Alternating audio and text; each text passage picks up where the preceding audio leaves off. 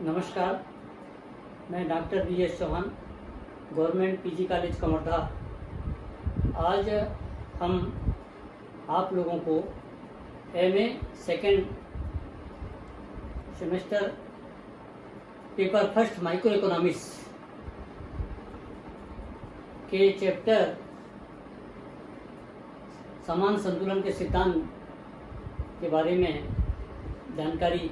हासिल करेंगे, जिसमें वालरस, लियोन वालरस, जो फ्रेंच अर्थशास्त्री है, उन्होंने समान संतुलन का सिद्धांत का प्रतिपादन किया। अर्थशास्त्र एक आर्थिक क्रियाओं का विश्लेषण है जिसमें पूरे अर्थव्यवस्था को प्रभावित करता है। समान संतुलन का सिद्धांत वह सिद्धांत है जो पूरे अर्थव्यवस्था को प्रभावित करता है। इसमें दो है, एक आंशिक एकल संतुलन का सिद्धांत भी होता है जो केवल एकल बाजार या एक ही वस्तुओं के उससे प्रभावित होता है, ये कोई पूरे अर्थव्यवस्था को प्रभावित नहीं करता। किंतु समान संतुलन का जो सिद्धांत है वो समान से ही स्पष्ट हो जाता है कि ये बहुआयामी है और अनेक वस्तुएं सेवाएं के मूल, कीमत, मांग से जुड़ा हुआ है। जब अर्थव्यवस्था में किसी वस्तु का किसी प्रकार से मांग, कीमत में संतुलन बिगड़ जाता है तो उस समय उसकी पूर्ति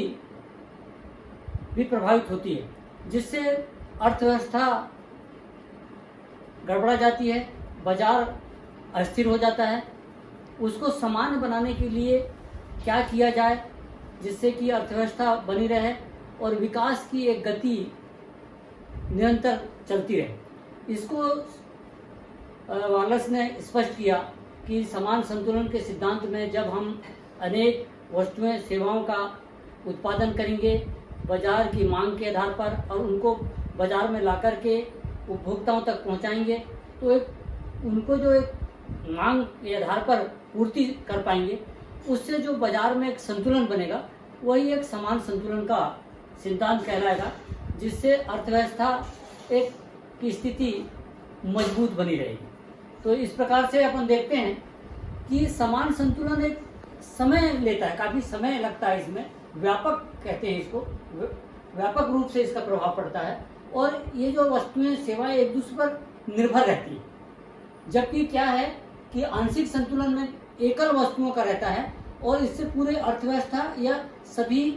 आत्मनिर्भर निर्भरता नहीं रहती और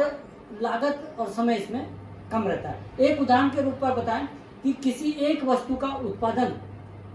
मान लो बहुत ज़्यादा हो गया या बहुत ज़्यादा कम हो गया, तो उससे क्या प्रभाव पड़ेगा उसके मांग में, उसकी पूर्ति में, कीमत में। ये जो समान संतुलन की स्थिति में ये अपने को देखने को मिलता है। उदाहरण के तो इसमें बताया गया है कि जो समान संतुलन की स्थिति में जो अर्थव्यवस्था वो को पूरी तरह प्रभावित होती है, मतलब एक अर्थव्यवस्था पूरी तरह प्रभावित होती है, हर चीज के लिए वो प्रभावित होती है और इसमें आंशिक संतुलन में अर्थव्यवस्था नगण्य के रूप में प्रभावित, मतलब एक थोड़ा भी प्रभावित नहीं करती, थोड़ा बहुत ही प्रभावित करती है। इसलिए इसमें ये बिग सेक्टर, मतलब एक बहुत बड़ा अर्थव्यवस्था इसमें प्रभावित होता है, इसमें एक स्मॉल, एक छोटा मोटा अर्थव्यवस्था प्रभावित होता है। जैसे अपन एक उदाहरण के तौर पर आगे और देखते हैं, किसी वस्तु का ले लें अपन, जैसे मोटरसाइकिल अपन लेते हैं, मोटरसाइकिल का अपन उदाहरण लेते हैं। मोटरसाइकिल की जो मांग है वो बहुत कम हो जाती है मार्केट में या बाजार में बहुत कम हो जाती है। इससे क्या प्रभाव पड़ेगा कि मार्केट में इसकी जो मांग कम हो गई, इससे बहुत यह प्रभाव पड़ेगा कि इसके साथ ही साथ बहुत सी वस्तुओं का भी मार्केट कम हो जाएगा, वो भी प्रभाव, जैसे स्टील, पेट्रोल, रबर, ये सब मार्केट भी प्रभावित होंगे। क्यों? मोटरसाइकिल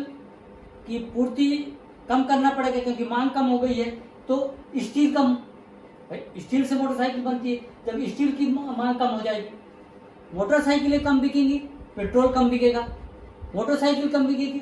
टायर कम बिकेंगे, रबड़ में प्रभावित होगा। इस प्रकार का है कि एक मोटरसाइकिल के कारण समान संतुलन की स्थिति में बहुत से वस्तुओं का अर्थव्यवस्था में प्रभाव पड़ेगा, बाजार उनका प्रभावित होगा। किंतु एक आंशिक संतुलन में ऐसा कोई नहीं, किसी एक वस्तु यदि प्रभावित होती है तो वो ज्यादा प्रभाव नहीं पड़ेगा और अर्थव्यवस्था उतनी प्रभावित नहीं होगी जितना कि समान संतुलन के बिगड़ने से बाजार और अर्थव्यवस्था दोनों प्रभावित होती है। अब हम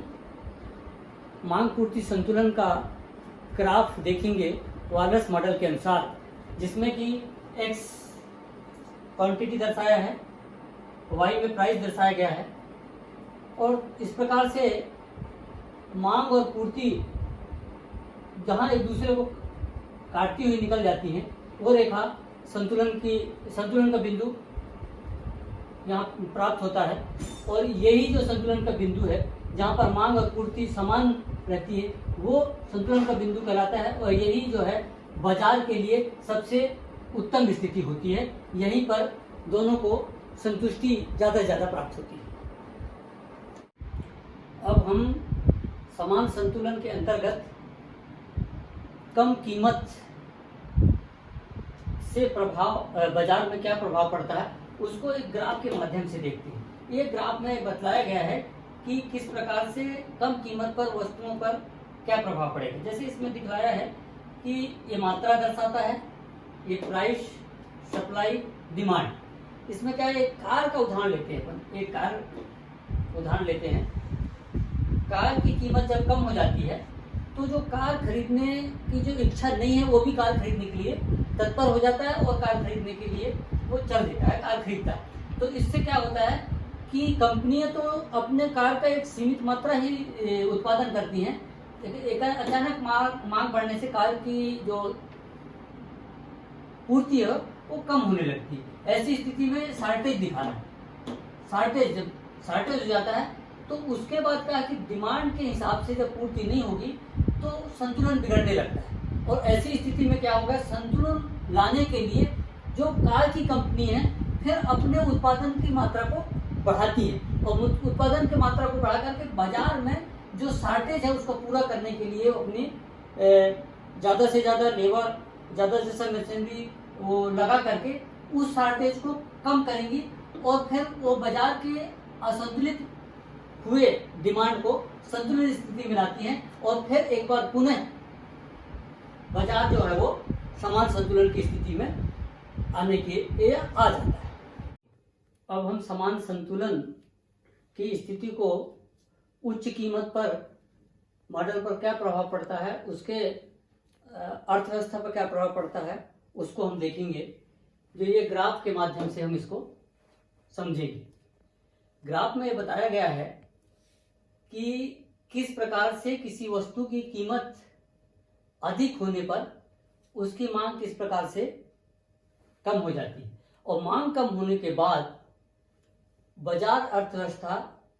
या आर्थिक अर्थव्यवस्था में क्या प्रभाव पड़ता है। इससे स्पष्ट होता है कि कीमत अधिक होने से वस्तुओं की कीमत अधिक होने से मांग गिरने लगती है। इसमें भी हम किसी एक वस्तु के एक कार का उदाहरण इसमें भी ले लेते हैं कि जब वस्तु की कीमत बहुत ज़्यादा हो जाती है, किसी जैसे कार की कीमत बहुत ज़्यादा हो जाती है तो जो कार खरीदने वाला व्यक्ति भी कार नहीं खरीदता, क्योंकि उसकी जो उस समय जो क्रय क्षमता थी उस समय थी कि वो कार खरीद सकता है, किंतु अभी जो उसकी क्रय क्षमता है वो कार खरीदने लायक नहीं है, इसलिए कार नहीं खरीदता। ऐसी स्थिति में क्या कि जो कार की कंपनी होती हैं उनका जो उत्पादन एक निश्चित मात्रा में चल रहा था वो चलते ही रहता, जिससे कि पूर्ति सरप्लस हो जाती है। पूर्ति सरप्लस होने के कारण उनके हिसाब से उनको वो नहीं मिल पाता प्राइस, जो प्राइस रखे हुए हैं, तो डिमांड कम होने के कारण से उनको फिर अपने माल को बेचने के लिए बाजार में कीमत को फिर कम करना पड़ता है और कीमत कम करने के बाद फिर बाजार में मांग उठती है, पहले से जो ऊपर उठती है और फिर से मांग और आपूर्ति में संतुलन स्थापित होता है और एक समान संतुलन की स्थिति में फिर से बाजार आ जाता है। इस प्रकार हम देखते हैं कि उच्च कीमत स्तर पर वस्तुओं के क्या प्रभाव पड़ता है, उनका डिमांड और उनकी सप्लाई किस प्रकार से आगे चल करके बाजार की अर्थव्यवस्था पर क्या प्रभाव पड़ते हैं, ये हम लोगों ने उच्च कीमत एवं कम कीमत दोनों में ही समान संतुलन की स्थिति में इसके प्रभाव को देखा। आज हम लोगों ने समान संतुलन अध्ययन सिद्धांत के विषय में वालरस के विचारों का अध्ययन किया। इसमें हमने देखा कि किस प्रकार अर्थव्यवस्था और बाजार व्यवस्था पर प्रभाव पड़ता है, जिसमें मॉडल और ग्राफ के माध्यम से ये दर्शाया गया कि उच्च कीमत पर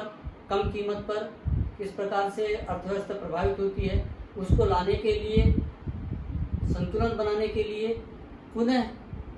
बाजार के आपूर्ति मांग को किस प्रकार से प्रभावित करके फिर से हम उत्पादन की प्रक्रिया को बढ़ा सकते हैं और विभिन्न तरीकों से फिर से अर्थव्यवस्था और बाजार को समान स्थिति में ला सकते हैं, जिससे कि अर्थव्यवस्था एक अच्छी स्थिति में चलती रहे। धन्यवाद।